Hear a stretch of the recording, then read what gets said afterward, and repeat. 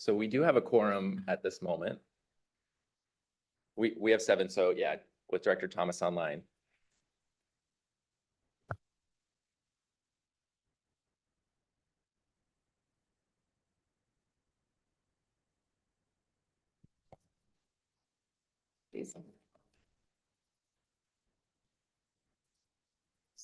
And it's that sensitive. It's got us. All right, let me know when you guys. I'm echoing. Is that better? All right. I can really hear myself. All right. We ready to record? Yes, we are currently recording. Oh, perfect.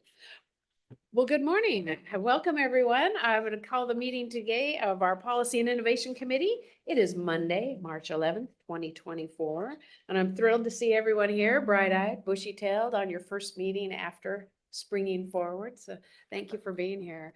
I have to tell you, I'm especially impressed with the makeup of the committee. I think we've got an all-star team here. So thank you so much for all of you joining us. We'll start off, as always, with the Pledge of Allegiance, if you join me. I pledge allegiance to the flag of the United States of America and to the republic for which it stands, one nation, under God, indivisible, liberty and justice for all. Thank you. And Mr. Cook, if you would call the roll, please. Yes, directors, when you call your name, please indicate your presence. Director Burris, absent. Desmond? Here. Jones? Here. Nicely? Here. Saragosa? Absent. Schaefer? Absent. Soon? Absent. Thomas? Aye, here. Thank you. Vega? Absent. Vice Chair Dowden Calvillo? Present. Vice Chair Vang? Here. And Chair Gallardo. Yes, We have a quorum. thank you. Next item on is an opportunity for public communication. This is an opportunity for anyone from the public who would like to speak on an item that is not on the agenda. Mr. Cook, do we have any public comment? There's no public comment at this time. Perfect. All right, moving on then, we will move on to the consent item. These are our routine matters that could be acted on by one vote, or do I have anyone that would like to pull anything from the consent item? Anyone from the public? Madam Chair, I'll move approval of the consent agenda as proposed. Second. Thank you. Moved in second. We do have one remote, so we need a roll call vote, please. All right, directors, when you call your name, please indicate your vote. Burris? Absent. Desmond? Aye. Jones? Aye. Nicely? Yes. Saragosa? Absent. Schaefer? Absent. Soon? Absent. Thomas? Aye. Vega? Absent. Vice Chair Dowden Calvillo? Aye. Vice Chair Vang? Yes. Chair Gallardo. Yes. Motion carries. Thank you. Before we move on to action item, I think all of us, most of us been here, but Suzanne, welcome. I wasn't sure if you've met everyone or if you had an opportunity to do your first SACOG meeting. Well, I had my first policy meeting last month, and then I had my first SACOG meeting also. Oh, So, perfect, perfect. yes. So everyone's met and it's always interesting when you walk into that room full of people and you're like, I kind of know who they are, but I'm not always. I'm getting to know people, yeah. Right. Yeah. Wow. Well, it's great to have a neighbor here and welcome. Thank you. All right, we're going to move on to our first action item, and that is the draft budget and overall work program for fiscal year 24-25. And Loretta Sue will be our presenter.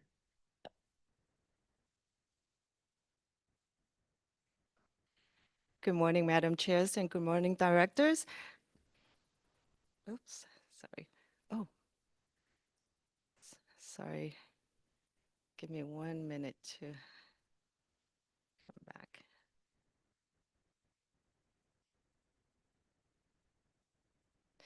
Okay, ready here. So good morning. This morning, Casey Lazan and I will be doing a joint presentation. First, she's going to go over the 24 work plan, and then I'm going to talk a little bit about the draft budget for fiscal year 2024-25, and also just give a quick highlight of the timeline.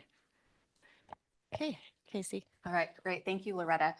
So we typically will do a look ahead to the calendar year to say, here are some of the major programs and activities that will be coming across your board's agendas, as well as being working on with partners in the region.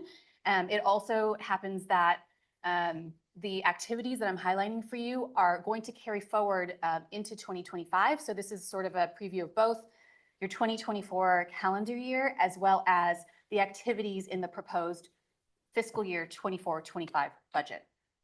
Okay. The highlight that I have for you here, we're going to start by grounding in the fact that all of these activities are aligned to your adopted strategic plan, which has a vision for a vibrant and thriving Sacramento region for all. Next slide, please. And to do that, we're carrying it out by convening and connecting the region to advance an equitable, sustainable, and prosperous future. Next slide, please. So each of the activities that I'm highlighting here are advancing at least one of the 4 strategic priorities within your strategic plan.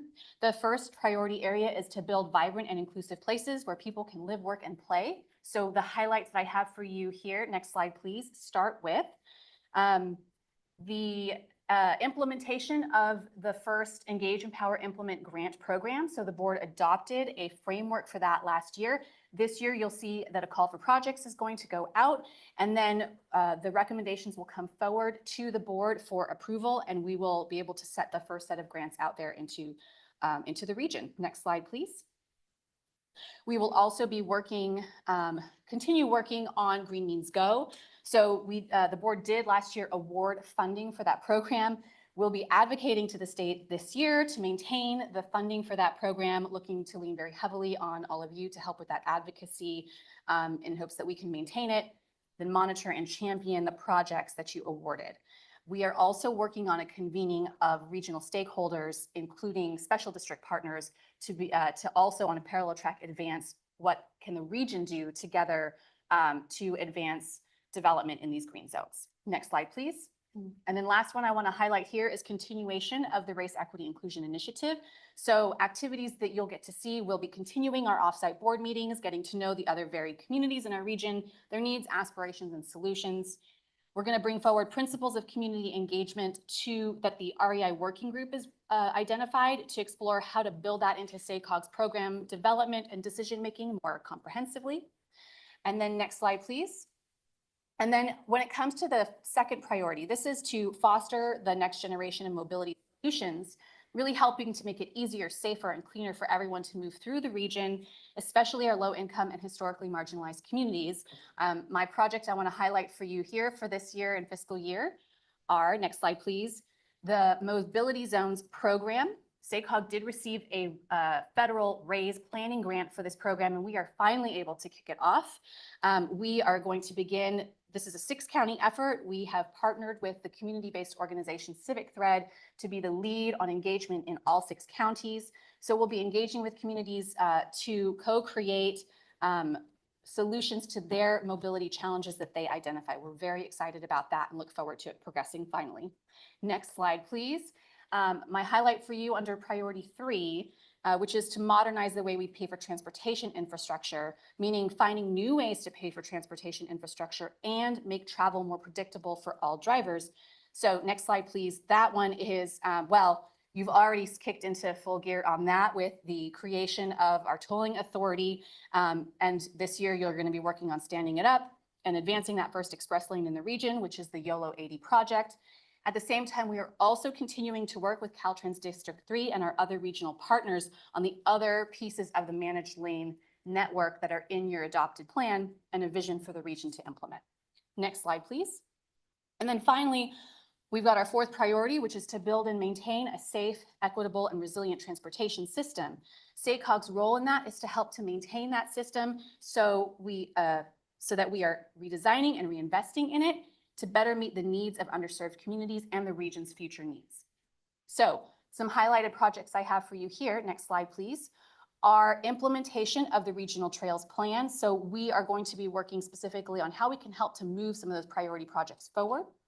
Next slide please. Your funding round working group that is made up of board members, and then we have a staff one, will continue to develop out what that funding program looks like. So looking really at the criteria for all the different programs that have been identified, and the board will be adopting that this year. Next slide, please. And then there are, of course, continued funding opportunities through federal and state grant opportunities. We are, in fact, this month, you're going to have coming to you first time a prioritized list of projects. So our goal is to prioritize projects so that we can, as a region, align behind those and really be competitive and actually secure the funding that we need to build out these projects. So there'll be a lot more work on prioritization after that as well. We're really excited about what's coming forward. Next slide, please. And then finally, really, the blueprint is a big effort this year that is it's going through all 4 of your strategic plan priorities. The board is going to be working on land use and transportation strategies to include in the blueprint that do a number of things. 1, meet the triple bottom line goals that you'd set for this plan. 2, meet the state and federal requirements we're subject to. And 3, doing it in a way that reflects the needs and values expressed in all of our public outreach. Tall order, that's what you're going to be working on this year. So by the fall of 24, you will have you'll be adopting a preferred pathway or scenario for the blueprint. That's a land use forecast, transportation projects and programs, and a financial plan. After that, again, moving into the rest of the fiscal year, you're going to be developing the actual plan, doing the environmental impact analysis, and then actually releasing a draft plan and EIR for public comment, believe it or not. So that concludes my highlights of the work plan, as well as the proposed fiscal year work plan and budget. And now I'm going to turn it over to Loretta to actually talk about how we're funding all of this stuff. Thank you, Casey, for doing an overview of the 2024 work plan and also some of these activities that will carry on into fiscal year 24-25. So I'm just going to give a couple highlights on the budgets that is included in the package there. As Casey mentioned, there is a lot of good things are happening throughout the regions, and also there's a lot of funding opportunities that will coming into the SACOG regions. But I do want to note that SACOG budget does not include a lot of transportation fundings that are directly passed through to member jurisdictions and transit agency. The budgets only reflects revenue related to SACOG work operation, mainly just staff time associated with all these activities that Casey just highlighted, with the exception of the one-time funding for the REAP housing and also the Green Means Go that are passed directly to member jurisdictions.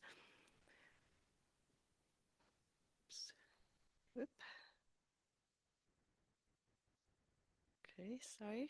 Oh, sorry. I also want to note that there is minimal impact from the state budget deficit at this point, except for the Green Means Go that Casey mentioned earlier. The reason for that is that due to the constitutional protection for the state transportation funding. So for SACOG budgets and for fiscal year 2024-25 is anticipated to be 38.4 million. This includes salary and benefits of approximately 13.6 million. This mainly related to all the activities that Casey highlighted earlier, and also planning activity that is required as a MPO. Consulting costs and other costs is about 8.3 million, and regional project and pass-through makes up 16.5 million of the budget. Again, this is mainly related to the REAP housing and also the Green Means Go. Here is just a quick overview of the total expenditure for the fiscal year comparing to fiscal year 2023-24. Again, total is 38.4 million, an increase of approximately 1.7 million for the fiscal year. Staff costs, which mainly salary and benefit, makes up about 36% of the budget, an increase of 649,000. This is mainly due to the COLA increase and also the proposed 1.5 FTE to continue supporting the work activities that Casey highlighted. Pass-through cost makes up 43% of the total budget, and then this is mainly a fund that will be passing down to the member jurisdiction that is related to the Green Means Go and also the housing program. Consultant and other costs makes up the remaining 28% of the budgets. The total expenditure also includes 1.2 million of the board and advocacy budgets. This makes up of staff costs that is to support member jurisdictions on advocacy work and also technical assistance to member agency. Advocacy, this is mainly federal and state advocacy work, makes up 30% of the budgets. Partnerships and board expenses makes up the remaining 26%, which mainly is travel and meeting expenses such as the cap to cap, the peer region tours, and on board meeting expenses. For more information about these expenditures, you can refer to the staff item and attachment E, which has the expenditures by project, and also attachment H, which has the detailed draft board and advocacy budgets. Just give you a quick overview of the revenues that is coming into SACOG and then also included in the budgets. This includes the federal and state formula planning funds of 9.3 million, federal grants program and awards, which includes the RACE grant of 4.6 million, state pass-through funds, 14.4 million. Again, this is mainly related to the Green Means Go and the REAP housing. Local funds and other revenue, 5.3. Total revenue coming in is 33.6, plus an additional 1 million of membership dues for the board and advocacy budgets. Here's just a quick overview of the revenue summary and also broken down by funding source. Total revenue is 34.8 million. 32% represent federal fundings, or 11 million, a decrease of 2 million comparing to last fiscal year. This is due to the completion of some of the discretionary grants award in the fiscal year 23-24. State revenue makes up 50% of the total budgets. This is assuming that there is no reductions to the Green Means Go funding. However, as noted earlier, the governor draft budget included a 50% reductions to this program. So if that's happened, staff will revise the revenue accordingly, either at the final budget adoptions or in future amendments to reflect that. Local revenues is approximately 5.1 million and is a decrease of 563,000 comparing to last fiscal year. This is mainly due to lower sales tax revenue estimate for the 4 counties Transportation Development Act, or also known as TDA funds.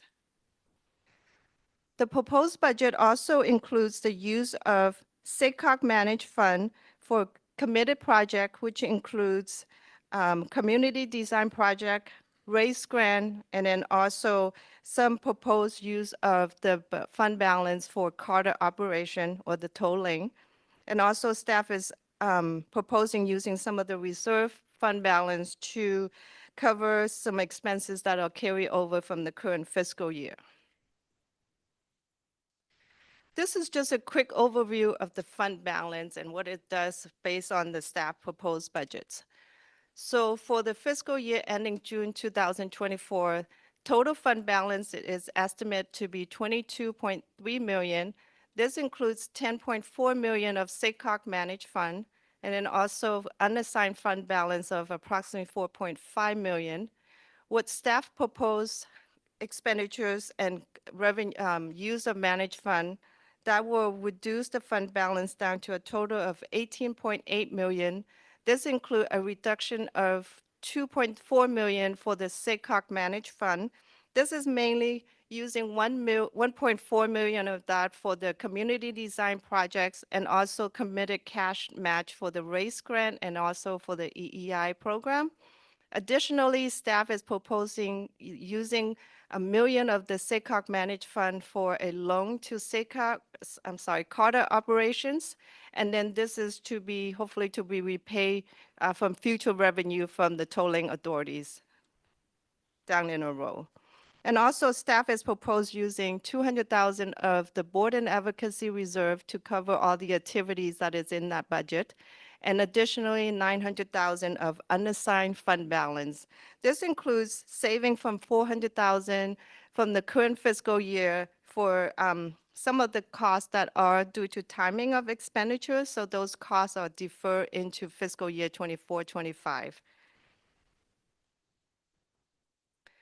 So in summary, the total expenditures is 38.4 million due to the rounding. And then also total revenue is 34.8 million. And also as noted, staff is proposed using a total of 2.4 million of the SACOG managed funds, And then also proposing using 1.1 million of the fund balance, which including the Board and Advocacy Reserve and unassigned fund balance. Here's just a quick timeline of the adoption of the budget and submissions for approval. Staff submitted the draft budget to Caltrans and federal agency for review and comment back on March 1st. Staff is seeking board approval to release a draft of the budgets and OWP for public comments at the March meeting.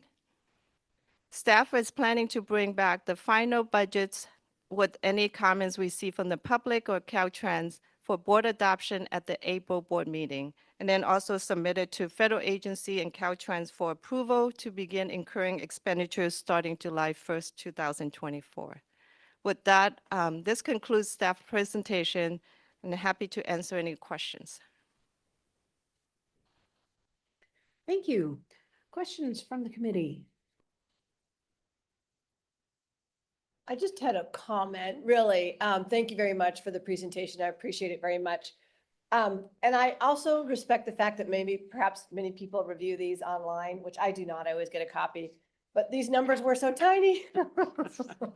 So maybe if they could be, landscape. But thank you very much for the information. As I understand it, we're going to take 3.5 from reserves, 3.5 million, correct, from reserves to bring that up to 3.8. To bring our revenue up to 38 million to meet our expenditures. That's correct, yes. Good, thank you.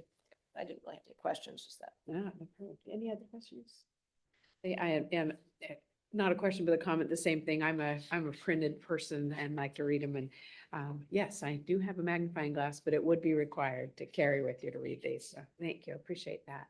At that, I'll move for public comment. Did we open public comment? Is there any public comment on this budget item?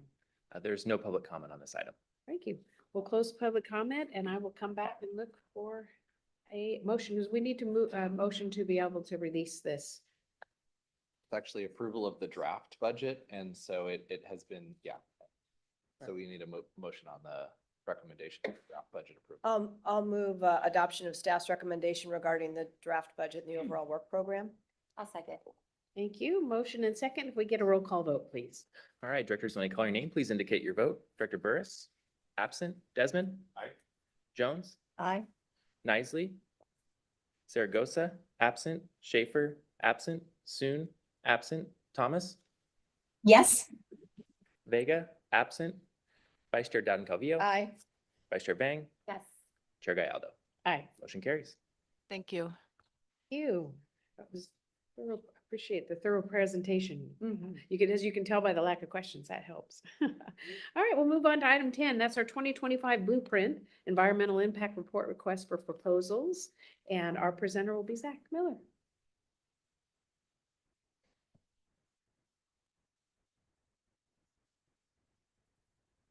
Right.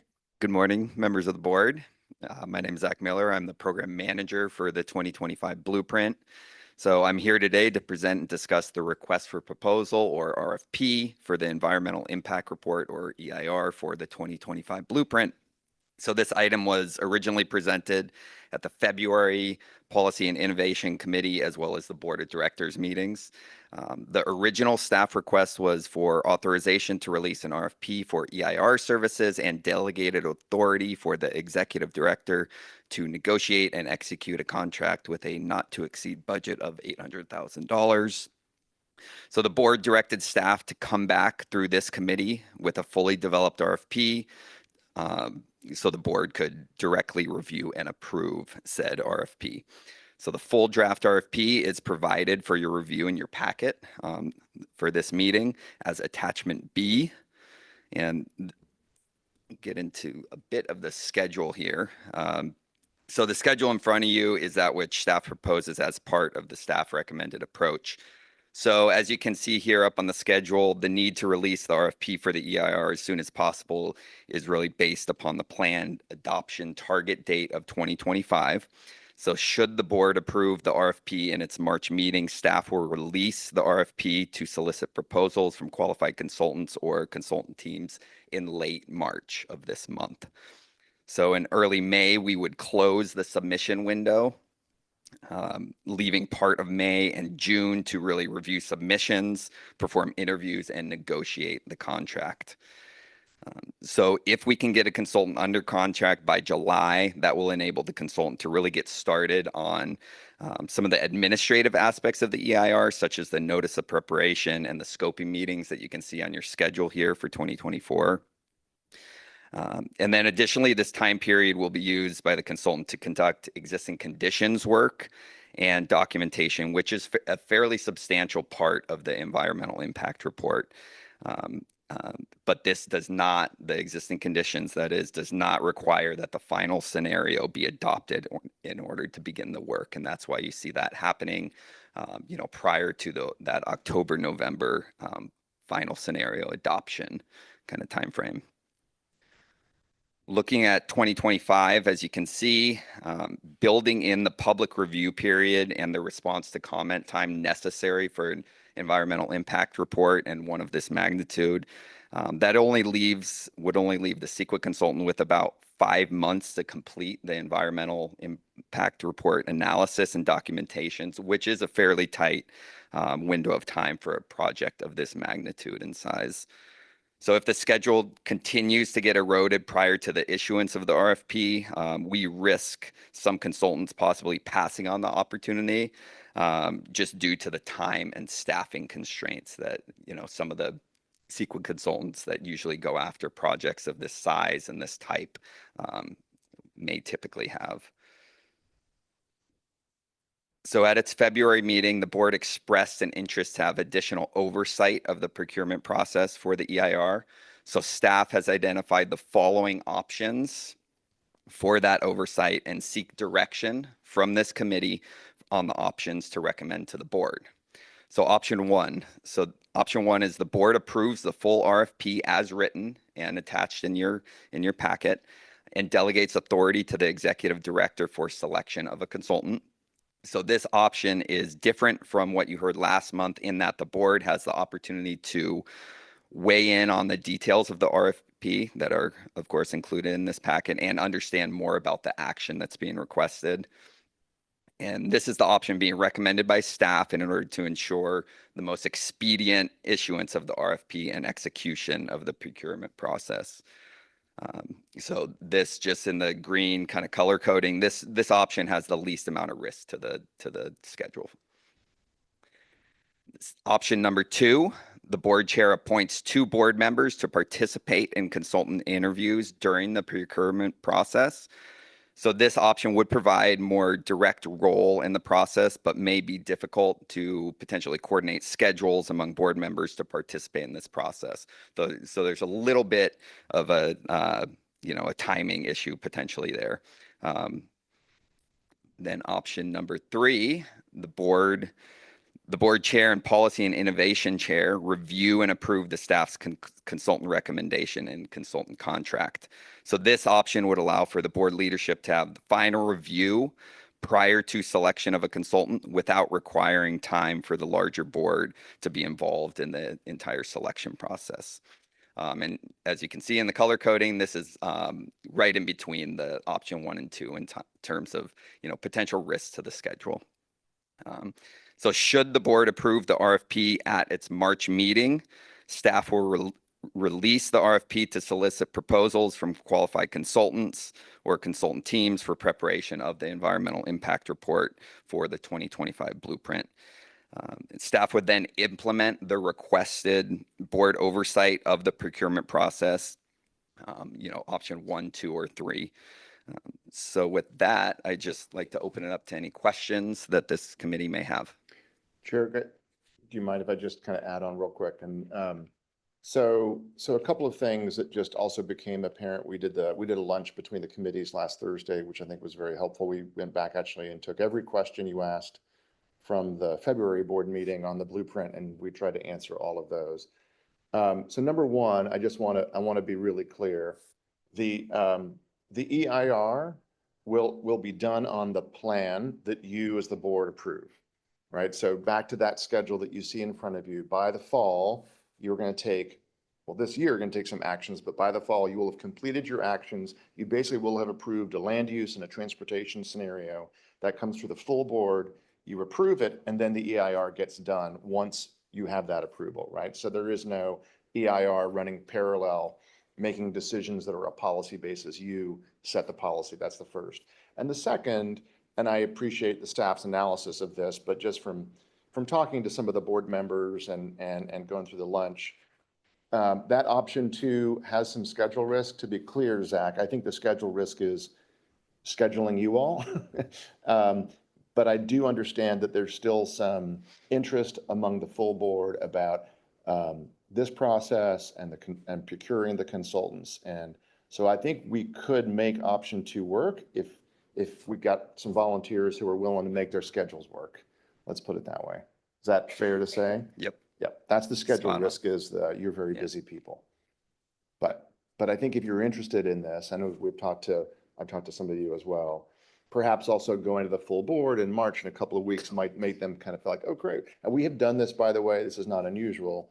We do this on our federal advocacy and our state advocacy contracts, right? Because you all have a lot of interest in, hey, who's representing SACOG? And a couple of you have volunteered for those review panels. And I think it's been really helpful to get your insights and your thoughts about that. So I think we can make option 2 work if a couple of you wanted to volunteer, and we could make sure we get your schedules aligned. And I think just to add, what's not mentioned here and is not really a viable option is bringing the entire contract back for approval by the board. There's just not enough time in the schedule to complete the selection process, negotiate with the selected firm or the recommended firm, and then have that go through a full board cycle for approval.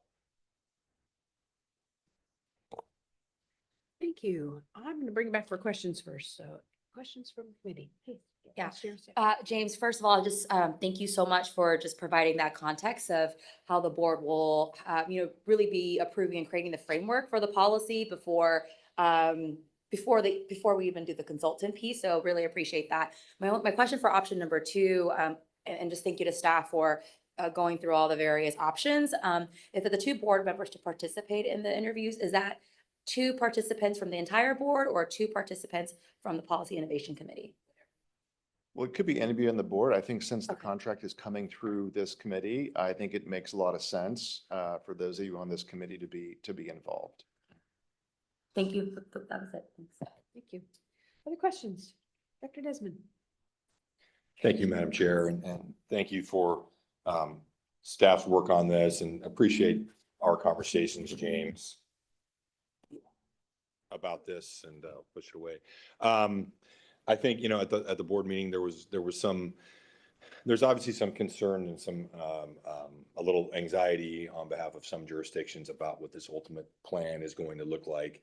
And of course, I think that translated into some concerns about this RFP process. So I'm glad we've had the discussion. I really appreciate you bringing this back and giving us a little more detail, a little more context for it.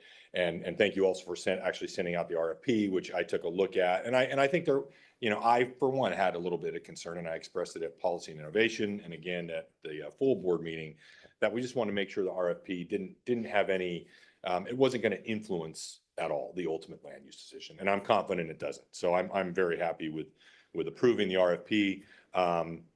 And I agree with you. SACOG staff does such a great job.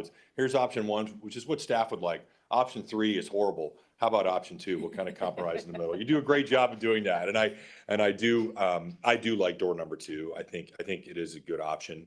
I agree with you. Scheduling can be tough. I'm certainly happy to participate, sitting on that panel, the interview panel. Well, I will, schedule stuff, but no, I know we're going to have we'll probably continue to have some tough discussions in Sacramento County. I know we recently had some discussions with all of you, and I appreciate that, and we'll continue to do that. But I'm supportive of moving forward with releasing the RFP with option number 2.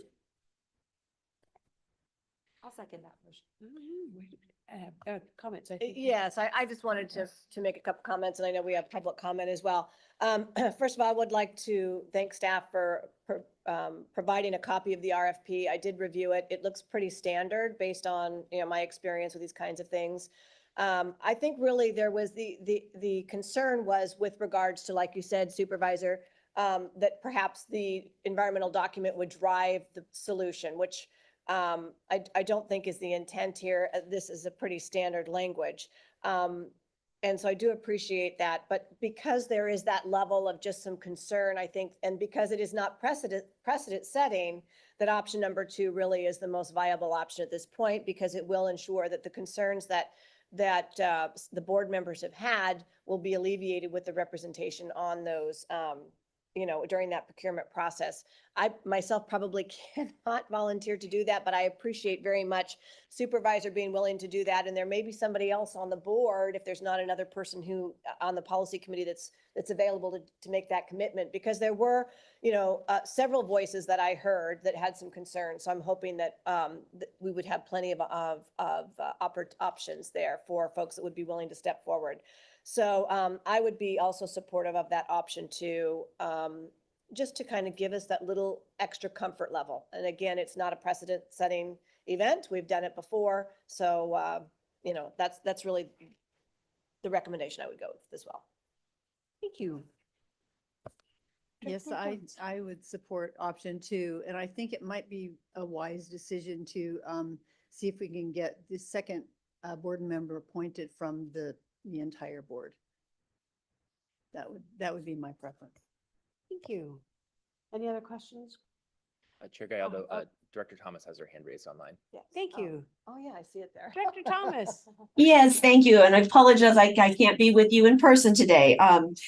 So I agree with my fellow colleagues' comments, and I too was grateful to see the RFP. After reading it very thoroughly, I don't have any further concerns about that, and I'm grateful to hear our process ahead that it will be the SAGHOG board that will be determining our land use and transportation scenarios, which I think is at the heart of the angst of our board conversation that we had at our last board meeting.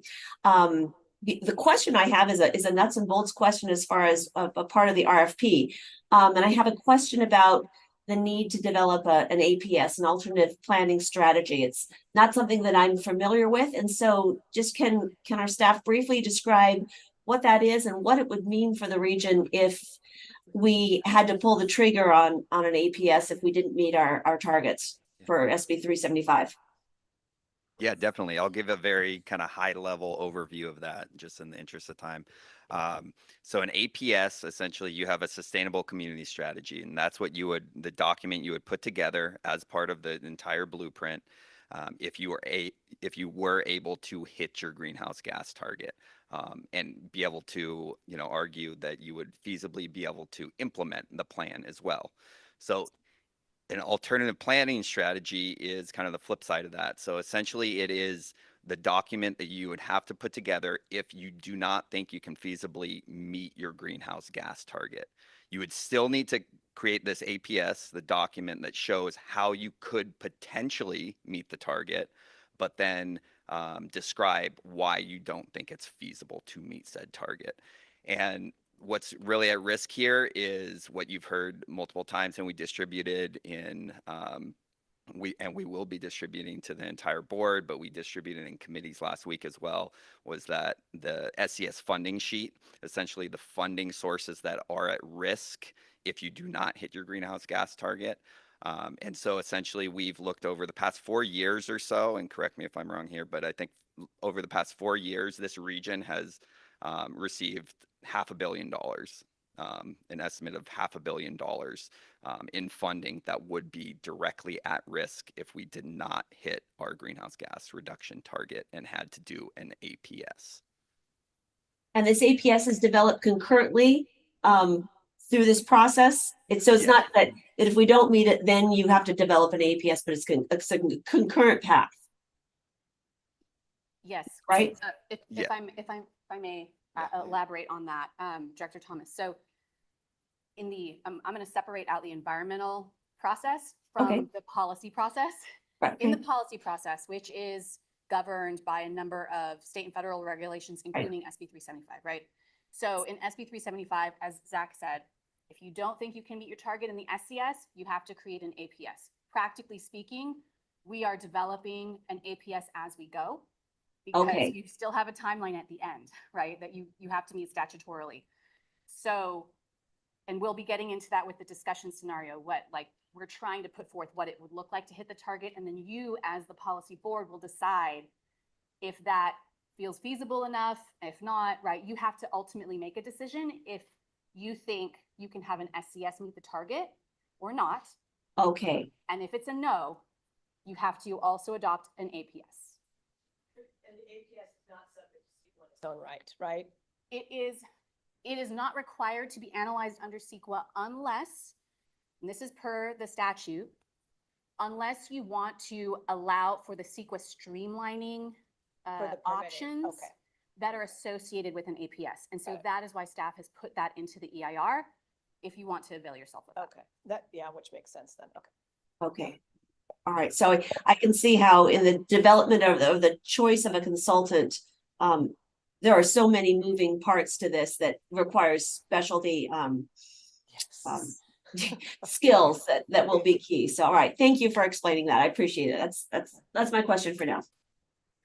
Thank you. And following up, that's kind of the question that I had on the consultant pieces.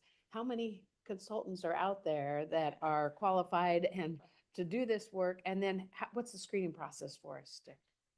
I don't know the exact number of consultants out there, but I would say it's probably a small handful. Yeah. Maybe, half a dozen to maybe 10 consultants that would do a EIR of this type of programmatic EIR, as well as one of this magnitude, because this is a fairly specialized document. Yeah. The SCS, the MTP SCS, or the blueprint that they would be analyzing, and it takes a lot of staff effort. And so it's usually, not always, but usually in my experience, it's been, some of the larger firms that have the staff availability as well as the staff resources that typically go after projects like this. Yeah, Madam Chair, I was just gonna say along those lines that you are very specific in your qualifications. I mean, those were pretty tight, so I kind of wondered how many would qualify for that. But maybe that also really plays to the fact that it's important that we get out ahead of this because, because they are so tight and so specific and narrow, it's important to get out ahead. So thank you, Madam And I Chair. think that's exactly it. I mean, we're looking at this timeline, sooner the better for us to have the options to be able to select the right person to do this. I don't want to get, as you mentioned, down to a few months' time and lose those opportunities. Yeah. And lots of the consultants too, I'll also say lots of the consultants will need the time to, set up a runway for their staff, essentially allocate their time, their staff time in, the very foreseeable future, late this year, early next year to do the major lift for this document. And so that's a pretty short window to get, the necessary staff lined up for a project to this magnitude. Thank you.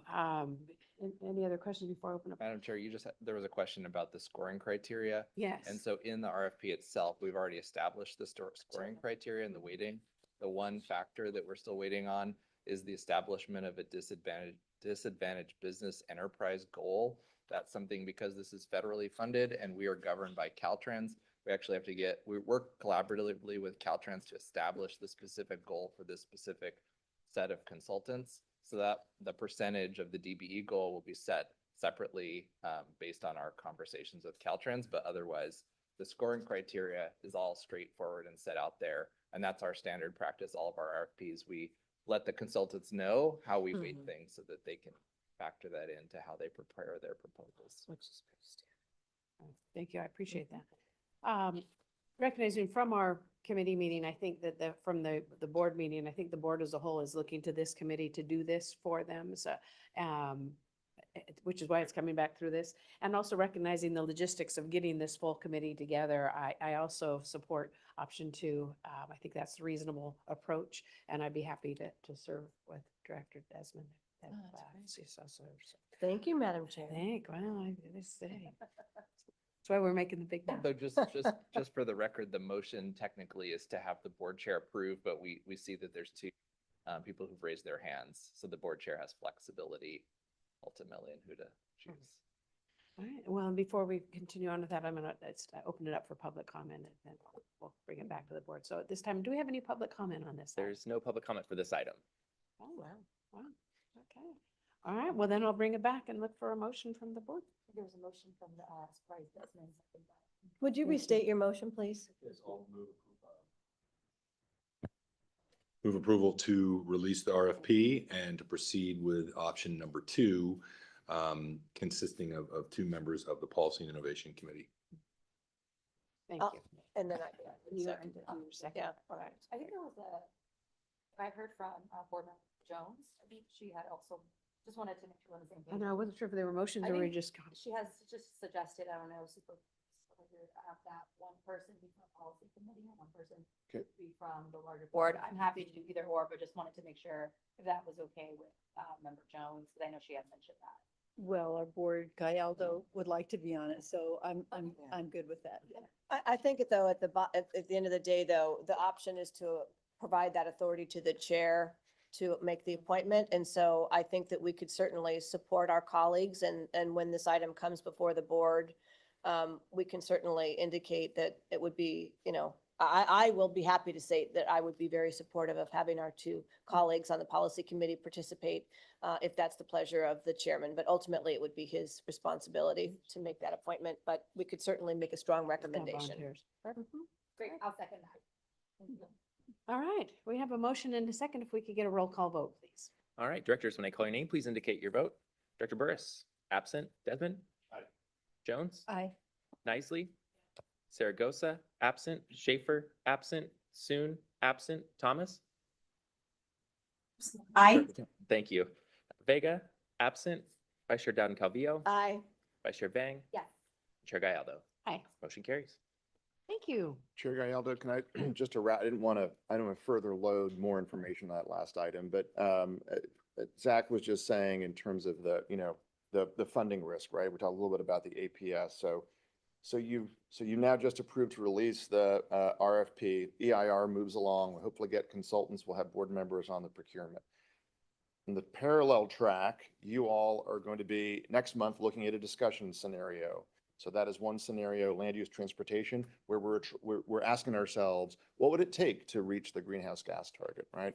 And I would put your concerns on, if you have a ledger, right? You heard a lot of the concerns at the February board meeting, and a lot of those, just to be very clear, are can all of the new developing communities and the greenfield communities fit into our plan? And the answer honestly is no. They can't all, because there's so many that are in the pipeline. About 1/3 of our future growth is kind of greenfield and developing communities, and about 2/3 existing. And so that's one concern. You're going to keep hearing that, right? And so the question before you as policymakers is, what's a land use scenario that is feasible, but also can reach our target? On the other side of the ledger, and it is actually in front of you because the board and Director Kennedy asked for this. So take a look. We've documented the fund sources at risk. Zach was saying, since I think it's actually 2018, but it's all documented there per your request, about just over $500 million by statute programs that would be at risk. So those under Senate Bill 1, SB 1, the transportation grant programs by statute, and then others by funding guideline. Guidelines are easier to change at the CTC than is statute. But just so that's the other side of that ledger, right? The other side of those concerns are the funding risk, in addition to all the other things that maybe a growth plan that isn't phased and doesn't make sense, traffic, air pollution, all the rest of it. But I just want to make sure you understand, you got that in front of you along with the timeline, print it out, take a look at that, and we'll keep going on this. But because I think most of you were not able to attend the Thursday lunch, understandably, we did review that as one of the questions from the board meeting in February and provided that information for you all this cycle. So that's in front of you. So Thank you. Any question? Yes, I just wanted to follow up then. So our recommendation was to have the board chair appoint the 2 representatives. But is this item still coming back to the full board or, okay? Goes to so- the full board in next week. Yes, that's what, okay, I just Yeah. wanted to confirm that. Yes. So we're not authorizing the release. That's still No, going to come They before the did not board. We'll delegate to still- you. They just put it back to you. So that's going to roll back up to the full board next Thursday, March 21st in Woodland, as a reminder. Yes. Very I excited. just wanted to confirm that. That was my understanding, Yep. but then I heard you say something and I thought, well, I wanted to, Yeah, no, I just confirm meant the that for the- action you just took, Correct. not the final Perfect. action of the board. thank you. Thank you. All right, we will move on to our next item. That's our information item, and it's the advocacy update. And Renee DeVere-Oki will be our presenter. All right, good morning, Renee DeVere-Oki. I'm part of your Government and Public Affairs team.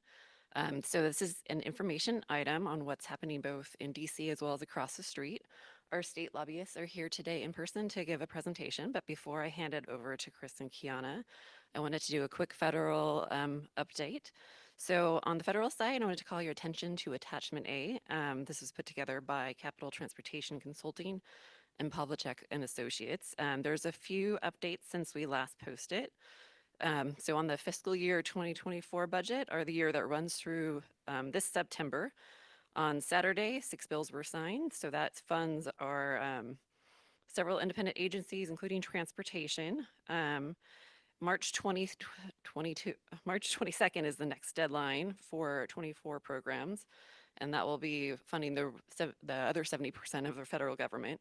So look ahead to that. And then today, the 2025 budget should be released from the Office of Management and Budget. So take a look for that. If not, we'll have an update next month on what's going there. I will do a quick pause to see if there's any questions on the federal side. I will note, James was back in DC at the National Association of Regional Councils meeting. If there's anything you wanted to say on that, I'm leaning in. Can you hear me? Is that better? Stay really close. Okay. But I'll pause if there's any questions. Sorry if you could not hear any of that. Thank you. Any questions? If not, I'm going to hand it over to our state lobbyists. Thank you.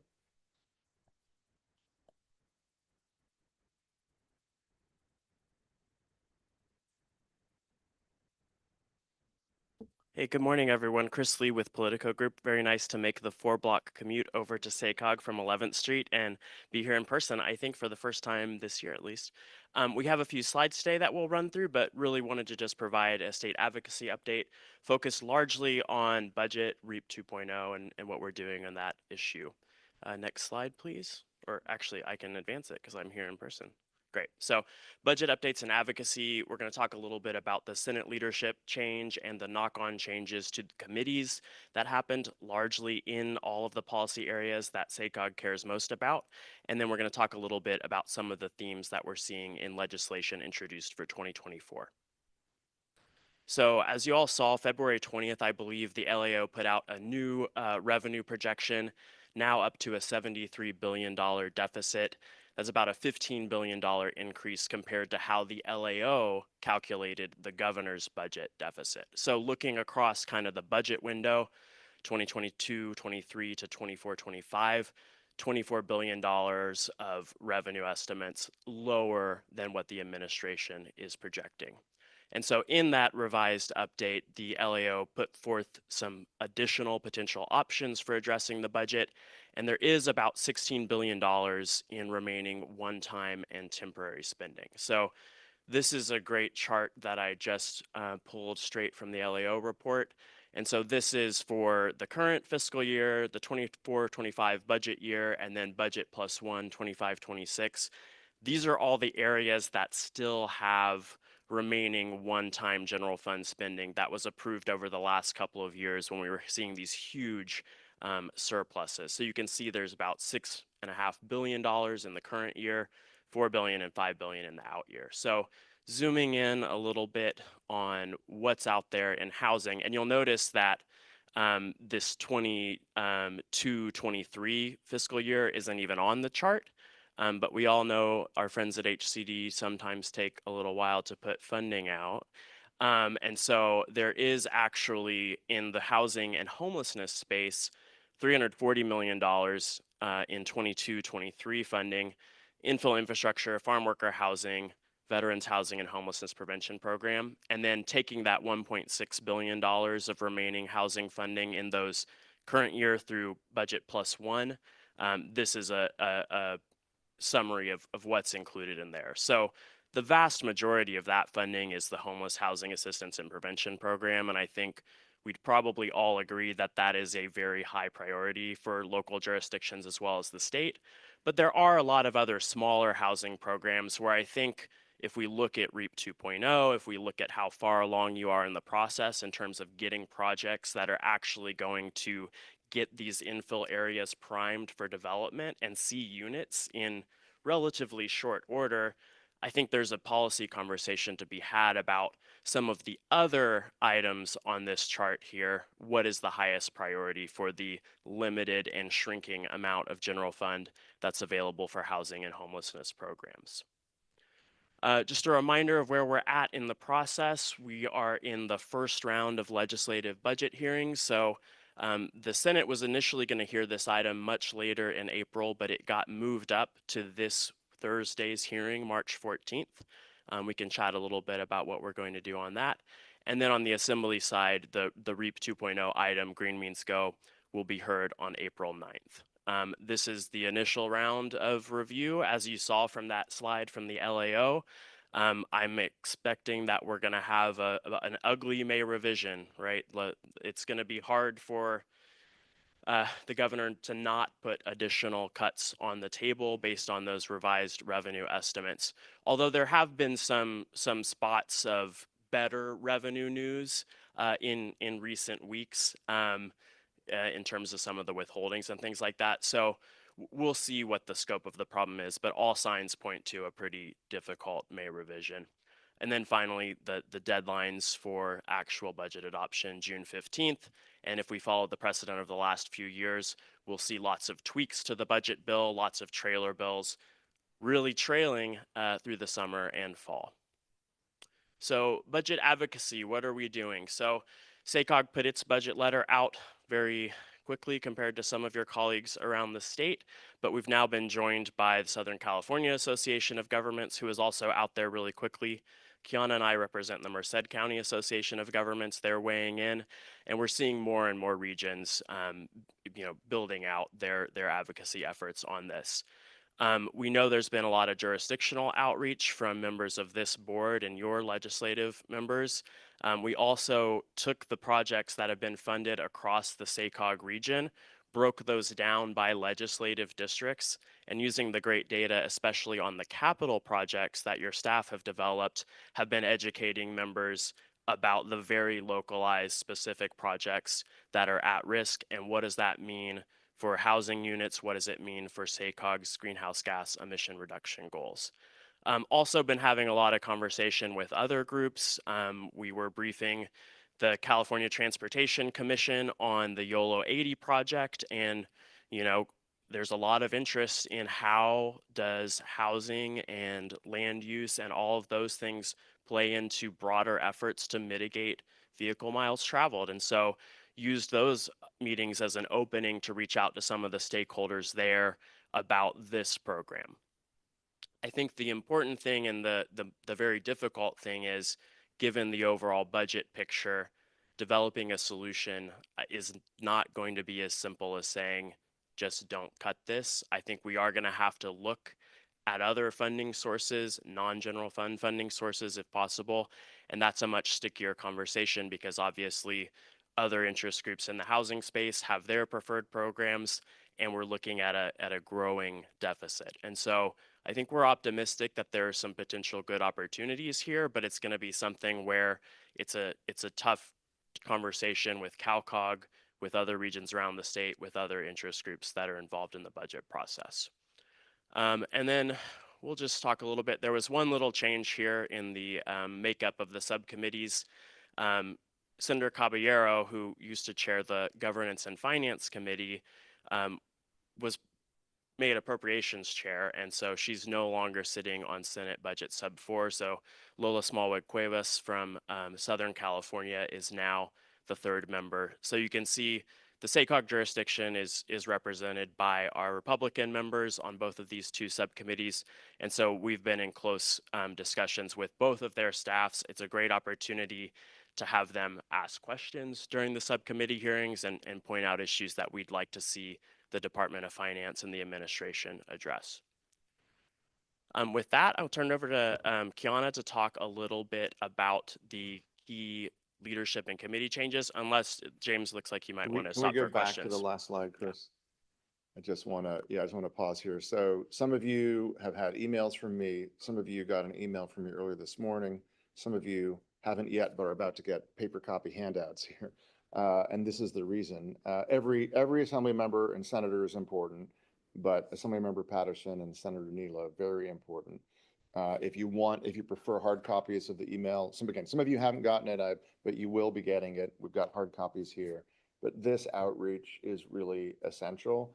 I just want to remind us, this is the primary funding source for Green Means Go. This was awarded because of the board's hard work way back in 2021. So we're clawing back money from 2021. We were the first region in California to sign a grant agreement with HCD because you had done all the groundwork and prepared this. And we're one of the few regions that actually has capital, construction, water, sewer, hard hat projects that now, as we speak, are being delayed, being put on pause, because we've got to try to figure this out. So weighing in here is, I can't tell you how important this is. And again, Patterson, Nilo on the committees, but everybody, right? Everybody in the whole delegation. And so I know you all have very good relationships with many of your legislators, and this is going to be when those relationships become very important. This James, I want to thank you, James, and I got the email this morning, and I certainly will follow up with Senator Ashby and Senator Neelo. But please, any others that you can think of, I'm happy to do some direct outreach myself. Sacramento County already sent a letter, but the refunding is, as you know, it's so crucial for us in the county in these unincorporated areas, because the legislature needs to understand that we're very limited on what funding we can use for some of these infrastructure improvements. And it's such a tough nut to crack in these older unincorporated areas. And we looked at using some ARPA funding for this, and we couldn't do it. So we're very limited on where we can use funds for specifically what Green Means Go lets us use it for. And I think sorry, go ahead. Yeah, go ahead. I mean, obviously there's tons of cuts, right? This is not going to be easy, but I worry somewhat that when you go through this, or the governor's office went through this right in the January budget, something called REAP, it doesn't feel like, oh, well, it's just planning, but in our region, this is really right vital, as you just said, Director Desmond. And so you all know the more that we can communicate, the more that we can tell those stories, how important this is, that we were the first region out of the gate. And without this, we're going to be falling short of what the state keeps telling us, right? Which is housing is a #1 priority, and it's a crisis. And I want to comment on that too, because you mentioned, there aren't the cuts planned to HAP funding. And I mean, there are some in the homelessness space, but we talk so much about that, but there needs to be just as much attention focused on this pass-through housing that Green Means Go helps us get, as we're wrestling with this homelessness crisis that most profoundly affects the city and county of Sacramento, affects everybody. We need more of that pass-through housing. So I think that's part of the story as well, to make sure they understand that, and Green Means Go provides us with the unique opportunity to unlock some of that infill housing, and it plays into some of your land use assumptions, I imagine, with the blueprint too, right? So, okay. Well, and just to add a little more on that point, which I think is a great point, those items that we highlighted in that slide there, that nearly $2 billion, these are items that not only have not gone under contract, right? Like we've got contracts signed with 25 out of 26 grantees in the SACOG region. We have, for the capital projects, bid packets that were ready to go out to bid, right? This is funding that has yet to be awarded, right? So, there is a question of prioritization. Why are we going for this program that is so far along, that's going, as you mentioned, to really lead to the upstream housing development that we all know is part of homelessness prevention, right? And so this is where, this is the first easiest place to look. There's other opportunities to look, but I think highlighting in the budget committee how far along we were, how related this is to the broader state goals, is one of our really important advocacy points here. Right. Back to Kiana. All right. Good morning, everyone. Checking the time. Is everyone else impacted by the time change this morning? I can't quite make sure what's going on this morning. There we go. I've said it. Sorry. uh, Good morning. Kiana Valentine, happy to be here in person with you all. Wanted to run through a couple of more slides to share with you some recent changes to Senate leadership and the trickle-down effects that will have on committee leadership impacting the SACOG delegation and region. One of the key changes is that Senator Ashby is serving in the new pro tem Senator Mike McGuire's leadership team. And she is also serving as the Business and Professions Committee Chair. So she's got a really important and integral role in the Senate leadership operation. So that's good news to the SACOG region. Additionally, Pro Tem McGuire appointed new chairs to a number of different committees of relevance to SACOG. Transportation Committee in the Senate is now led by Senator Dave Cortese out of San Jose. That position was held by Senator Lena Gonzalez out of Long Beach prior to that. So we have a Northern California Transportation Committee chair. In an interesting move, budget is now chaired by Senator Scott Wiener out of San Francisco. He was housing chair. Now Senator Skinner from Berkeley is housing chair, and she was formerly the budget committee chair. So there was a bit of a swap there. Both of those members deeply involved in matters of housing, land use, transportation, climate change. We have a new budget sub 5 committee chair on the Senate side, Senator Aisha Wahab from Hayward. And then rather than the Senate Governance and Finance Committee, which was created 10, 15 years ago, they broke that committee apart back into 2 different committees. So we have now a Senate Local Government Committee that's going to be chaired by Senator Durazo out of Los Angeles County, and newly reformed, I guess, Senate Revenue and Taxation Committee that is going to be chaired by Senator Glazer.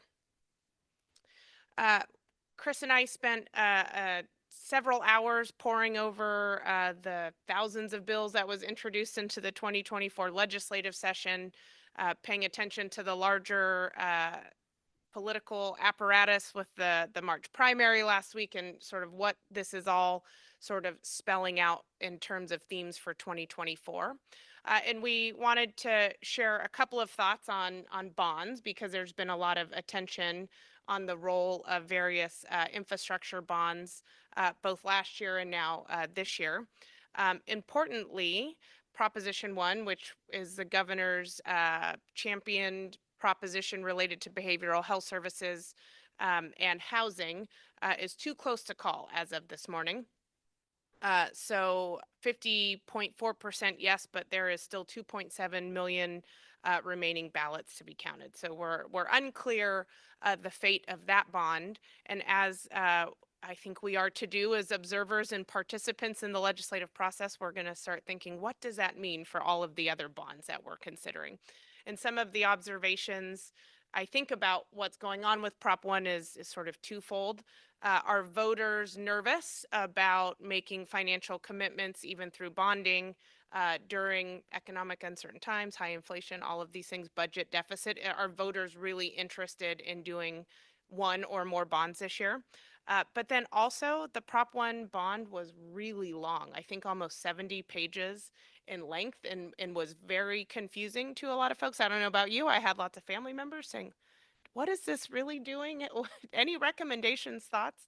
And so that could impact how that ultimately is voted on by the electorate. I think that we are seeing signs from both the Assembly and Senate leadership to taper back the overall amounts for any other bonds that do come out of the 24 legislative session in the resources, climate, housing, schools areas. So we'll see what's going on there. In the transportation and climate space, we are seeing a lot of the previous themes repeated in 2024. although the sort of specific mechanisms in which these themes are repeating themselves have changed to some degree. There is legislation that would prohibit certain types of highway capacity projects in certain communities and under certain circumstances, eligible for SB1 trade corridor enhancement dollars. I think I would observe that the YOLO 80 project going through the process now would not be eligible for funding should this proposed bill be in place potentially, how that language gets negotiated. So that's something we have a very keen eye on and may choose to weigh in on depending. There are bills that would mandate more active transportation infrastructure improvements at the local street and road level and state highway level. And so we're keeping a close eye on that as we have shared with legislators, and will do so with the SACOG delegation. Cities and counties, SACOG, are voluntarily doing active transportation with every feasible, eligible project, building hundreds of new bike lanes and sidewalks and ADA improvements without mandates. What do those mandates do to your overall programs? We're going to want to think about that as you're contemplating positions on legislation going forward. And then, of course, a theme from last year that we're seeing again this year is just more reporting and transparency. It's not just in the transportation and climate change space, it's across all government spending. And so that is a theme that we're seeing in that space as well. On impact fees, we are seeing bills introduced that would influence how and when and if impact fees on development are charged. So we will keep a close eye on those measures. And the reason we can't really say too much more right now is because in the housing space in particular, most of the bills are still in spot form, right? They're placeholder bills that have no substance until amendments that are forthcoming. One of those deadlines is today the 11th? Yes, is today. In the Assembly, today is the spot bill deadline. And then in the Senate, it's not till March 20th. So we'll do another sort of review of bills coming out of these deadlines and may have more specifics to report to you in coming weeks. Forgive my blumbering introduction, if you will. Thank you for your time. And I don't know if there's any additional questions. Any questions for me? So, thank you. Thank you. All right, our next information item is phase one. And for the record, Chair Gallo, there's no public comment for this item. Thank you. Yeah, that's the last one. So our next item was our phase 1 2025 blueprint outreach results and principles, and Hannah is our presenter.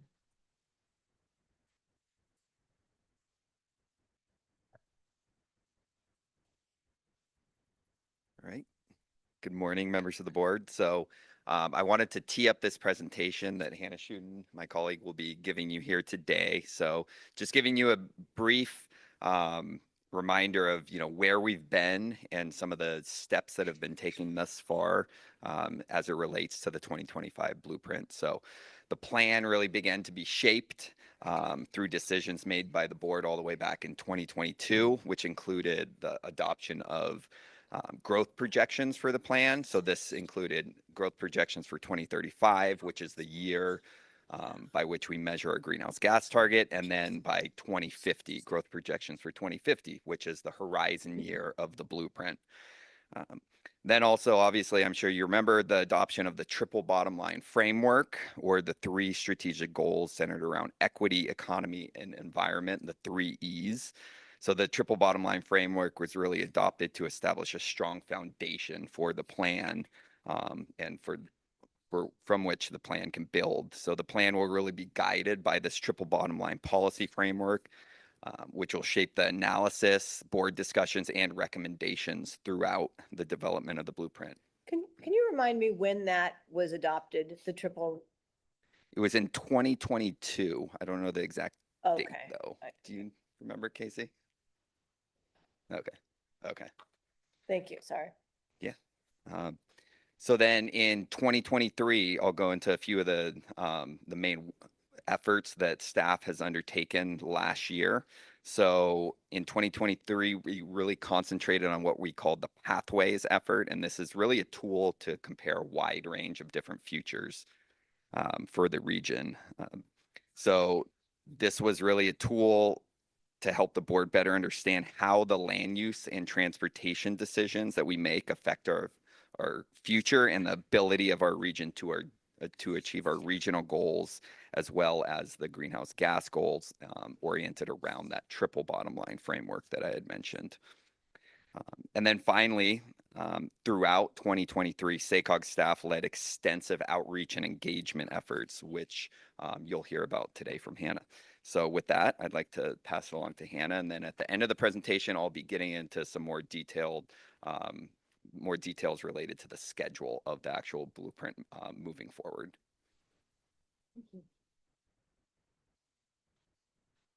Good morning, directors. Can everybody hear me okay? Perfect. My name is Hannah Chudin. I'm the 2025 Blueprint Outreach Coordinator. And like Zach mentioned, we've spent the past few months analyzing all the feedback we collected during phase 1 of Blueprint Outreach. And I'm going to discuss the 7 key principles that have emerged from our findings. The purpose of these principles is really to synthesize what we've learned through our outreach in a way that SACOG staff and board members can use to ensure that policies, programs, and implementation strategies we develop for the blueprint consider the needs and values of our regional residents. Each principle is based upon the 6 county regions' self-identified needs, challenges, and priorities as they relate to housing and transportation. But before we get into the principles, let's revisit what we did for phase 1 of Blueprint Outreach. Starting with the built environment poll, we partnered with Valley Vision to host a scientifically administered poll with a panel size of about 3,000 regional representatives. And then for the focus groups, we hosted 8 focus groups in total, 4 of which were in English and 4 of which were in Spanish. In total, we engaged 69 regional residents who represented the 6 county region, including demographics like age, race, income, and years lived in the region. This was incredibly successful and provided us with a lot of qualitative data that helped us understand the nuance behind responses. And then hopefully you are familiar, we hosted a pop-up workshop in each city and county in the region, ultimately getting 3,000 responses on our survey. And this really allowed us to connect with people who may not typically participate in these types of outreach activities, but it was also seriously supported by our CBO grant program, where we provided 12 CBOs with mini grants to host their own engagement activities, and they ended up bringing in about half of the survey responses. And then hopefully we can all agree that the Blueprint workshop was not only successful, but fun. I at least had fun, and we engaged with 300 elected officials, public agency staff members, and community leaders from across the region. I'll now show a set of demographic data that we were able to collect. As you can see on your left, this is everybody that we engaged with throughout our engagement efforts. And then on the right is the representation in the county using the US Census data. As you can see, there's some pretty good representation across all of our outreach efforts, consistent with the makeup of the regional makeup. Similar with gender comparisons, pretty even across the board. Age comparison, once again, even across the board. I do think it's interesting that the 35 and under group are active and participating, just slightly over their representation. Oops. The race comparison is a little wonky right now, but we have some more work to do, and I believe as we continue working on our racial equity action plan, this will improve greatly. And then income, once again, pretty even across the board based on who participated and who makes up our region. So as we go into this presentation and before I get to principles, I would like you to keep these questions in mind. If you've attended any of our events or workshops, what did you think of them? Did any of this input resonate with you? And does any of this input surprise you? Okay. Now for the principles. So throughout each engagement effort, we ask participants to think long-term about their values and priorities for the future of the region and the well-being of future generations in the region. After months of analyzing their feedback, 7 key principles have emerged and will help inform board discussions and will guide policies, strategies, and programs in the 2025 Blueprint consistent with the triple bottom line framework. So with that, let's jump into principles. Starting with Principle 1, ensure access to housing, transportation, and economic opportunity for all residents. By this, we mean providing an inclusive engagement process that reflects all residents and ensure that residents have affordable housing options and transportation choices. In the SACOG-led survey, we asked how the blueprint should help reduce racial disparities in both transportation and housing. We provided three options, including an inclusive engagement process, reducing car crashes in high collision areas, and increasing housing options in high opportunity areas. And as you can see, the pink bars on the graph really show that participants overwhelmingly agreed with these options. In the Blueprint workshop, if you remember the headlines activity where we asked respondents to create a headline they'd like to read in the future, and this was supposed to represent what their priorities are and what they value about the region. And two samplings that I provided here are the Sacramento region closes gap on economic racial disparities in housing and inclusive workforce. And Traffic No More, Sacramento region leads the nation in mode shift by creating accessible, safe, and equitable active transportation that supports vibrant neighborhoods and economic growth. These data points collected from our outreach efforts really speak to a need for Principle 1, ensure access to housing, transportation, and economic opportunities for all residents. Taking us to Principle 2, provide housing options for all incomes and life stages. By this, we mean recognizing and address the wide variety of needs and preferences across various stages of life, ensuring that housing options are accessible and affordable to all individuals and families across the region. This showed up in the built environment poll when we asked if the following demographics should be able to afford housing in your neighborhood. As you can see, they overwhelmingly agreed that younger adults, seniors, healthcare workers, and service industries should be provided affordable housing options. In the focus groups, participants emphasized the importance of creating affordable and diverse housing options in the region to meet the needs of all residents, and they specifically emphasized like capital A affordable housing, senior housing, and housing for workers to live in the communities within where they work. This also showed up. About 74% of the respondents indicated that their neighborhood will be less affordable in the next 5 years, and 78% think it'll be harder for first-time home buyers to find affordable housing. And this showed up in the built environment poll. And then in the SACOG-led survey, we asked what's the biggest challenge your community is facing, and the top response was affordable housing.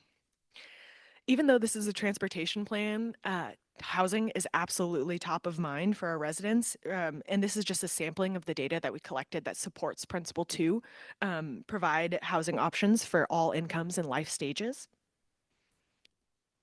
Taking us to Principle 3, reinvest in existing communities to make better use of existing buildings, vacant or underutilized land.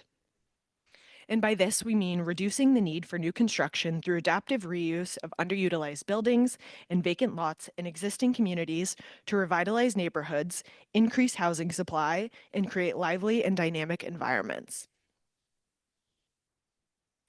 This showed up in the built environment poll when we asked participants to think about the future of their neighborhood and choose the statement they most agree with. As you can see in the light blue, over 88% would rather prioritize reusing and revitalizing existing assets, whereas shown in the orange, only 12% would like to prioritize new construction. In the focus groups, there was strong consensus among participants that mixed-use development and repurposing buildings is the way of the future. And they cited two very successful examples, including the Sunrise Mall specific plan and the Sleep Train Arena revitalization project. They also would like to see this happen to the old and underutilized government buildings or office buildings, apologies, in downtown Sacramento and possibly convert it into affordable housing. Again, this feedback really speaks to the value that respondents see in Principle 3. Reinvest in existing communities to make better use of existing buildings or vacant or underutilized land. Taking us to Principle 4, walkable neighborhoods and convenient communities. And by this, we mean support development that features a mix of land uses, a variety of housing options, and short trips with convenient access to essential amenities and services. This showed up in the SACOG-led survey when we asked what they like most about the community they live in. And as you can see, the pink bars represent a number of the options that they selected, including it's easy to get to stores, recreation, and other places, the ability to walk and bike to many places, and easy access to highways and public transit, and it's close to where people work and it's affordable. In the built environment poll, when we asked respondents to think about the future of their region, 55% favored mixing different land uses. And this really shows that respondents are looking for amenities and services to be built closer together so that even if they do have to drive to get there, they're still driving a shorter distance overall, so they're having lower VMT. A lot of the data we pulled just shows that the residents value what our region has to offer, and Principle 4 kind of emulates that. Principle 5, safe, convenient, and multimodal transportation options. By this, we mean ensuring a transportation system that provides safe, convenient, and efficient travel options. This showed up in the built environment poll when 93% of respondents indicated that they use a personal car for most of their commutes, and 56% said that they don't use public transit because it's inconvenient and inaccessible. This was reiterated in the focus groups when respondents stated that I could ride my bike places, but it's too dangerous. And it's not uncommon for a trip that would take 30 minutes to drive to take 2.5 hours on public transit. We know that people drive for most of their trips, and we know that people will likely continue to drive for most of their trips. However, there's still a need for multimodal options, and we should provide residents with that choice. We also, I'd like to recognize that we recognize the safety concerns and challenges in our multimodal transportation network, but there is a high interest in solution and a need for more choices when it comes to transportation, all of which gets back to Principle 5, providing a safe, convenient, and multimodal transportation network. Moving on to our second to last principle, natural disaster preparedness, prevention, and resilience. And by this, we would like to ensure that communities throughout the region can minimize the risk and impact of natural disasters, thereby safeguarding lives, properties, and the overall well-being of the region. In the focus groups, when thinking about designing new communities, respondents suggested having 2 ways out of a community is essential, and that by designing 2 ways out not only ensures safety during evacuations, but also just helps ease traffic during peak times. In the Blueprint workshop, 83%, oh, actually, if you all remember the cards activity we did, where we gave about 5 cards, they had different categories, including housing growth, housing choices, transit investments, and more. Each of the cards had 2 sides that kind of had opposite sides to them that was supposed to speak to the trade-offs that each strategy spoke to. And during this, 83% of participants across all of the tables at the workshop would rather prioritize growth in areas that are not prone to floods or wildfires. I'd also like to mention that it was pretty interesting that the concerns about natural disasters were especially prevalent in El Dorado County, but did show up across the region as a whole. And this supports Principle 6, natural disaster preparedness, prevention, and resilience. Taking us to our last principle, open space and agriculture conservation. And by this, we would like to promote an approach to development that values the environmental, recreational, economic, aesthetic, and health benefits provided by open spaces. In the Blueprint workshop, if you all remember, we kicked off the day asking what folks love about where they live, work, and play. And as you can see in the middle, larger, darker font, open space, trees, trails, mountain, outdoor nature, and recreation were picked more often. And in the built environment poll, when thinking about continued growth in the region, their top concern was losing open space. So, did these results mean that everyone in the region thinks and wants exactly the same thing? No, of course they do not. But it does mean that these themes showed up across all of our outreach efforts, and they shouldn't be ignored. It means that people think these things are important, maybe for themselves, maybe for their others in their lives or their communities, and we should consider how the Blueprint will honor these themes moving forward. It's also important to note that we don't interpret these themes to mean that no new home built should be, or every new home built should be an apartment, or that no farmland should be converted. These principles are values and ideas that will just help us guide actions as we get to the adoption of the Blueprint. So before I hand it over to Zach, I'd like to revisit the slides with the questions I mentioned earlier. and open it up to you all to see if you have any feedback. Thank you. Questions or comments from? I do. Thank you very much for the presentation. I really appreciate it. And I appreciate this is a huge undertaking, and the drafting of the questions and all the public outreach and the surveys. I mean, it's a huge undertaking, and I really appreciate all the work and effort that's gone into that process. I did participate in one of the exercises that was, I think it was in Folsom. And I have to say, because I had multiple people come up to me with this, and it was something that I myself felt the same way. Some of the questions and the exercises I felt were very geared towards a specific response. For example, with regards to natural disaster preparedness, the way the questions or the comments or the cards or something, it was really like, do you want to live where you're going to be flooded out or burned out? I mean, it was just so, it was just focusing on the negative aspect of being, in the outdoors or on a, near forests or what have you. And I say that, there wasn't any discussion, for example, of do you enjoy living where you have quick access to outdoor recreational opportunities or, state parks or things of that nature. It was more focused really on the fact that, do you want to live where you're going to be burned up? And nobody wants to be burned up. The city of Auburn, the majority of the city is in a high fire severity zone, right? We are on the Auburn, the urban wildfire interface area. And that is on our mind all the time. And we spend a tremendous amount of energy trying to ensure that we minimize that risk of wildfire. Auburn is an old community and as well, gold rush, right? So people were building homes on the canyon rim, more than 100 years ago. So we recognize the risk, but I just use that as one example. There was another questions that were kind of geared towards agriculture and open space. And again, I had folks kind of come up and say, gosh, we really kind of felt like some of these scenarios were really geared towards getting a specific response. So I just kind of want to say, does it surprise me?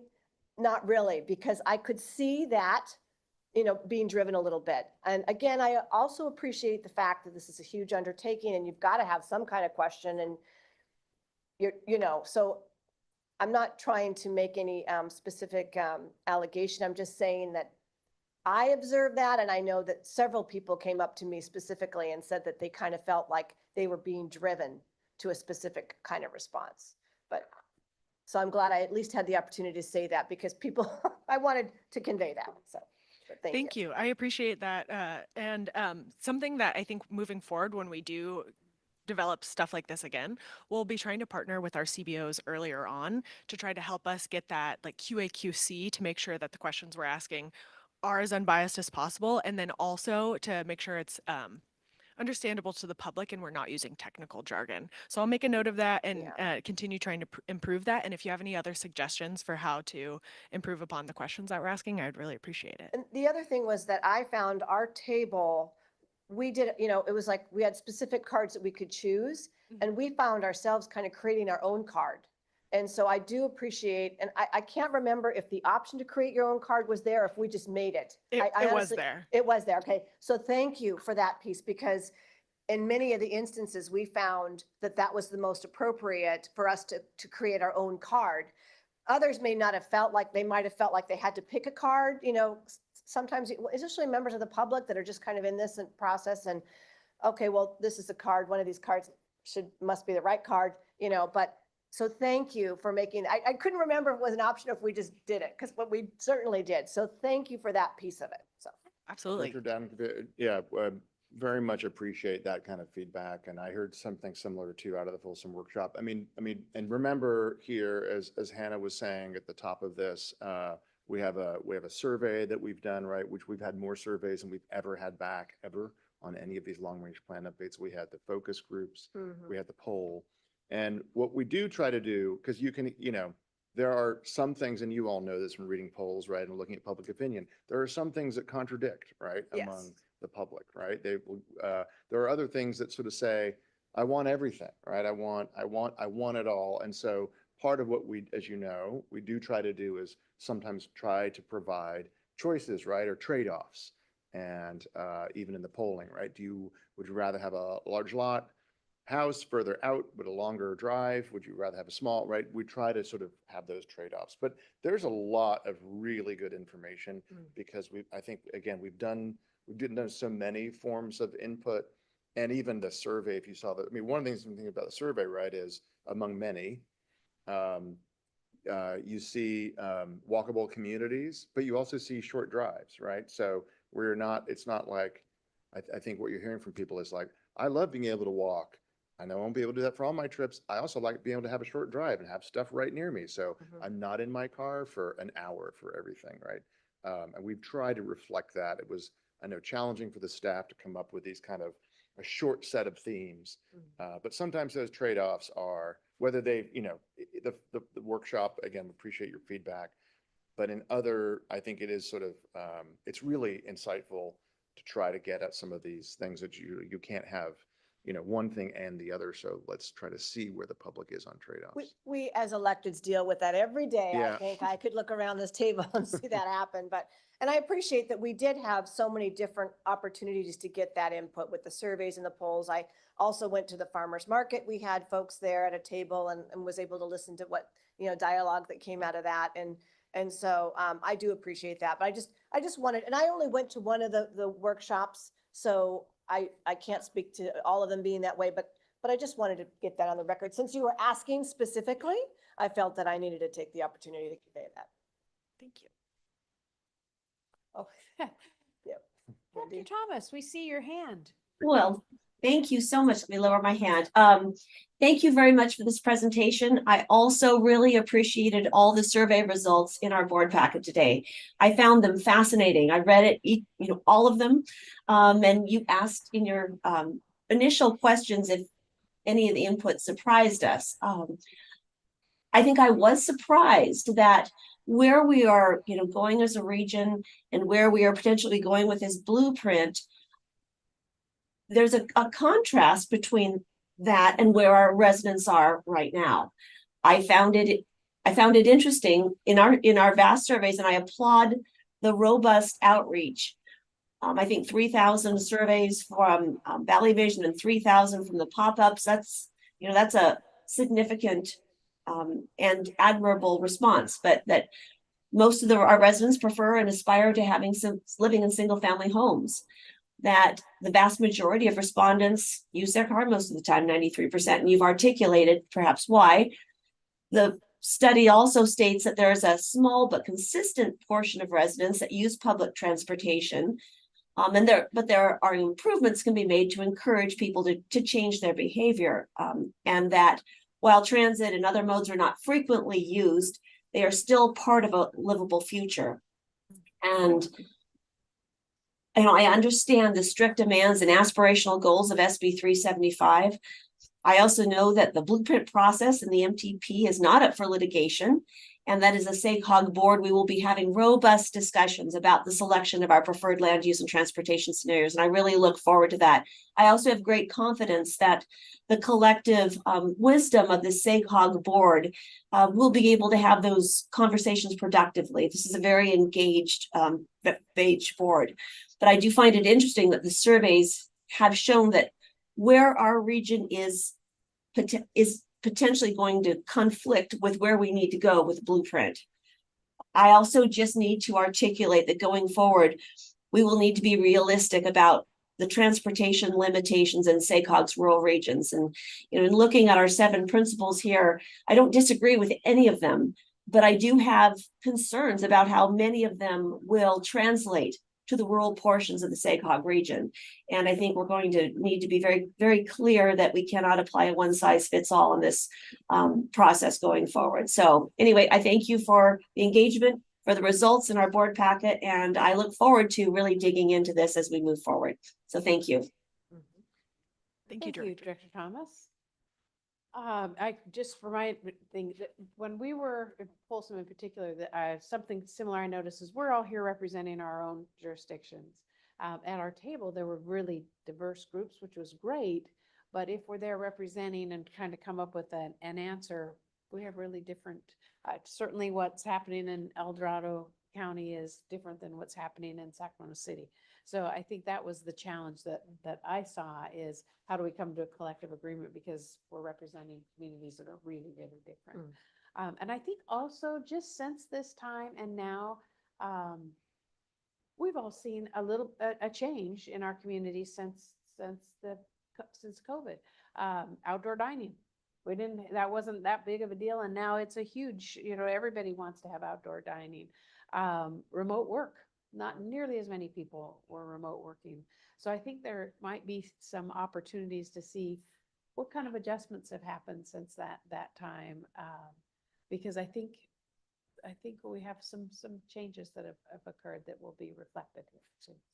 I couldn't agree more, Director Gallardo. I think it's going to be really interesting in the next few years and as we continue our engagement process just to see how our results might change from one year to the next and continue to kind of track that will be very interesting. Chair Gallardo, go ahead, sorry. Yeah. No, I was just saying, any other questions or comments? Just to pick up on Director Thomas's comments, right?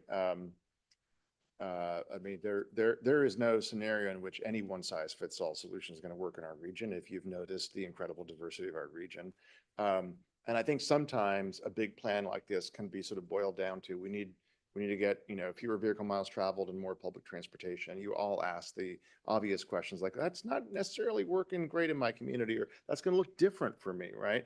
So as we get through land use, transportation, a scenario that, tries to achieve the greenhouse gas target, we keep moving. One of the things about this plan, the question we're going to be asking all of you is, what do you see as your communities already, your initiatives, your priorities locally that are going to fit in this plan?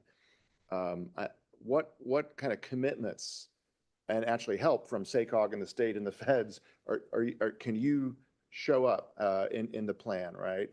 So for instance, I mean, commercial corridors and affordable housing in unincorporated Sacramento County or emergency preparedness in Auburn and El Dorado County, rural, suburban, urban.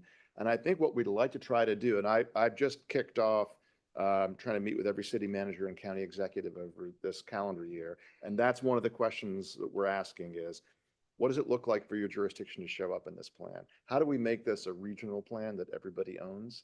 And it's all going to look different, right? That's the answer is every community will look different. How you sort of say like, yeah, and you know what? Here's what we're committed to doing and here's the help we need. So that's number one. Secondly, just Director Thomas, want to give the preview since, we just ended there on disaster preparedness and evacuation. We're moving now the offsite SACOG board meeting to September. It's going to be up in El Dorado County. We're really thrilled to do that. I know you're working with Chair Saragosa, Woody Deloria, and we are going to talk about evacuation and preparedness at that meeting. So stay tuned for that because it is obviously not just an El Dorado. I know it's a huge issue for us and one that obviously we're seeing a lot in this outreach. September, yes. We had it in October. We've moved it up to September because apparently Apple Hill is booked in October. I don't know what's happening in October in Apple Hill, but apparently it's That very could busy. throw off skew everything we talk about as we're driving up there. During. Look at this traffic. Right. You don't want to come up middle of October for a SACOG board meeting. We're looking forward to having everyone in September. It's going to be great.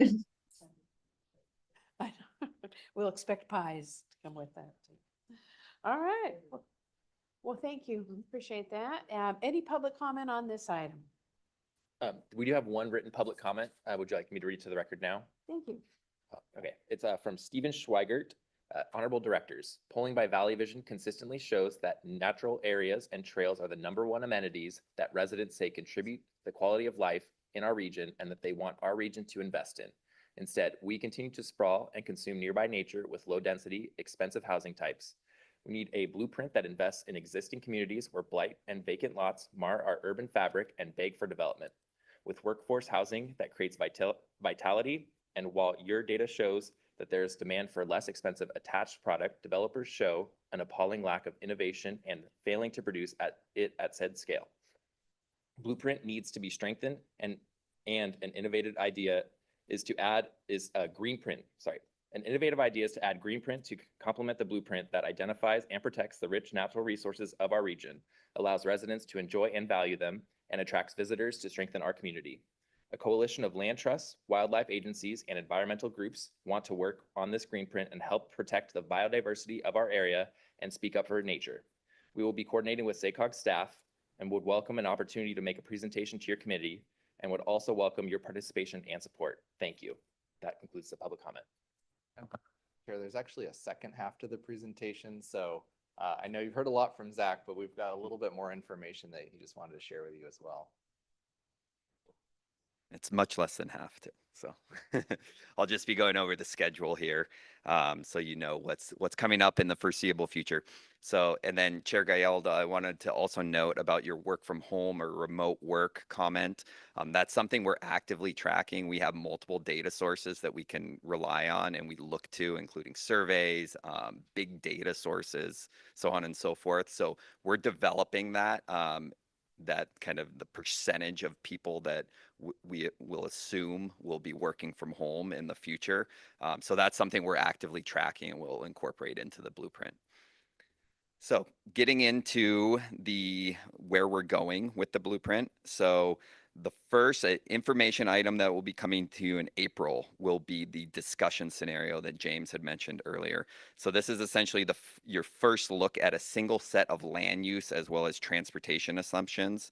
And it will include how that discussion scenario, performs relative to our greenhouse gas target. So it's important to note that we're in the midst of a second round of engagement with local agency staff to review land use assumptions currently. And this engagement will continue throughout March. Then the first board action item that we'll be bringing to you relative to the blueprint this year will be in June. And this relates to the land use and transportation assumptions. So this item will essentially be a presentation on the revised discussion scenario, which will include a set of land use assumptions and transportation assumptions based on board direction from that April meeting on the discussion scenario and the staff-to-staff engagement that we'll be continually doing with local agency staff on both the transportation project list and the land use project assumptions. The action that we'll be asking the board to take at this meeting will be to approve the land use assumptions that will form the basis of the final scenario for the blueprint. As I mentioned before, leading up to this meeting, we'll be incorporating board direction and working with jurisdictional staff throughout the region to really hone in on what these land use assumptions should be in the plan.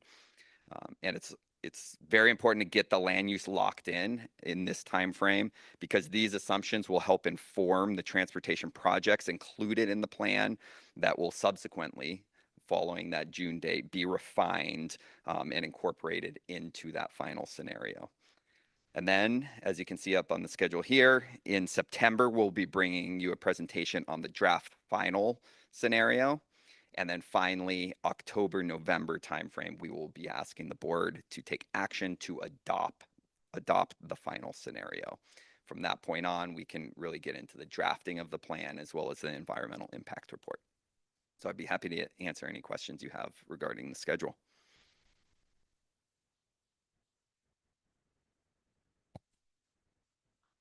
I think you're covered. Okay. Thank you. Thank you very much. All right, moving on, our next item is to just receive and file. Any input you want to? No? All right. Well, then, our receive and file 2 items, the investment policy, and the quarterly financial report. And with that, our next meeting will be Monday, April the 8th, warm and sunny. It sounds fabulous. April